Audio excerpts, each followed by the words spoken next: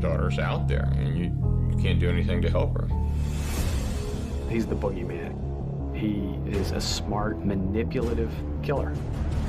I can't help but take these cases personally. Everybody is a suspect. The enormity of the sadism, it's beyond words. He's trying to send the message that he is in control. Now it all makes sense, and boom, we got him.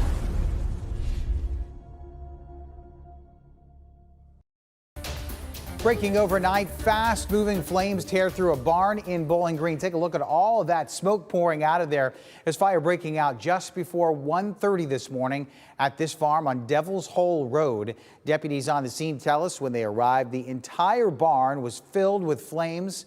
We're told chickens were inside the barn. No other animals were.